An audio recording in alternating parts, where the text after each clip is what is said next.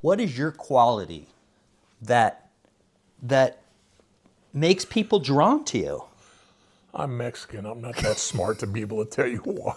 I don't know. Okay. I think it's a combination of my energy, my enthusiasm, my personality. I'm not afraid to work.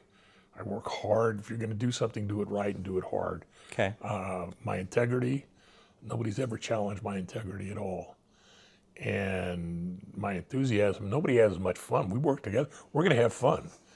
I remember taking a trainee. A good friend of mine said, "Hey, I have a trainee that I'm training right now." I said, "Yeah." He says, "I need a body swap. I just bought a brand new cab and I'd like to go up there, but I need somebody experienced to work with him." And I said, "Okay." I said, "I'll take him." And he said, "Well, before you say yes, he said, I got to tell you, he's not the sharpest knife in the drawer." He said, "Matter of fact, I'll tell you, he's a dumb shit." And I said, "Okay, I'll take him. Not a problem. It's not like I'm going to be stuck with him forever." And so he came. First night we worked together, he gets in the car, and this guy is so nervous, so uptight. And I told him, I said, "Son, let's understand three things. Number one, I'm not your training officer. My name is not Sir. My name is Gil." I said, "Number two, the most important thing we got to do tonight is go home safe. And number three, you're going to relax and we're going to have fun. Because if it ain't fun, then it's work. We're going to have fun, son. So just relax." Well, I got him to the point where he was relaxing, and the kid could write paper. He was good. And I told us, I said, "Anytime you want off, I'll take him. Matter of fact, you want to dump him permanently right now, I could take on a trainee." And so he said, "Really?" And the guy didn't. I said, "Bob, he's scared shitless of you." And he says, "Okay." And that kid not only did it eventually get off training, he turned out to be a sharp cop there in the streets. So we're going to have fun. And I remember the sheriff,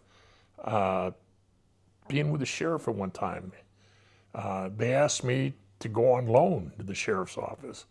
They were looking for somebody that had integrity, had a certain trust level amongst the troops, was not afraid to tell the boss the truth, and was not thin-skinned. And they said, "Gil, we want you to come up." And I said, "All right." So I went out there to try this out. If it doesn't work out for you, go right back to Homicide. If it doesn't work out for us, we'll send you back to Homicide. I said, "Okay." So my job at that time was to go out to different stations and listen to the concerns that they had at the station level, write them up, and this was without anybody above the rank of deputy there. Just between us and right here, we're all just cops. And you tell me what the concerns are of your department. And they would tell me, I would write them up, diplomatically, of course. 2 weeks later, the sheriff would come out and I'd say, "Here's the list. Here are the questions." So he doesn't know who asked them. He's just looking at questions that are written down for him to answer. And he would answer them. And we'd take care of problems. Because he doesn't get the information from these guys down here. Right. Everything's filtered between captain, commander, chiefs, executives. So he's getting it firsthand. Everything was good. Well, he was encouraging me to study at one time. I was studying for the sergeant's exam because he had told me. He was at our bureau one day. And he said, "Hey, Gil, how's it going?" He says, "Where are you?" Right after he got made sheriff, he said, "Where are you on the sergeant's list?" I said, "I'm not on it." He said, "Why?" I said, "I didn't take it." He said, "Why not?" I said, "Because if you take the test and pass it, they transfer you out." I said, "Right now, I don't punch a clock. I don't have citizen complaints.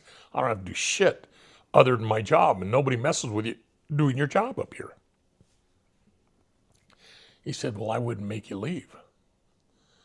And I said, "Well, you weren't the sheriff. There was a guy named Block before you, remember?" And he said, "But if now that I know that's your policy, I'll study and I'll take the next exam."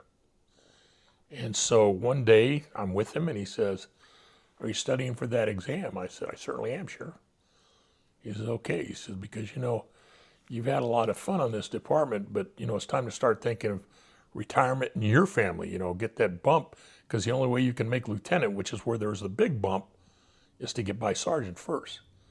He says, so it's time that you take this stuff seriously. I said, Sheriff, who am I to correct the sheriff of Los Angeles County?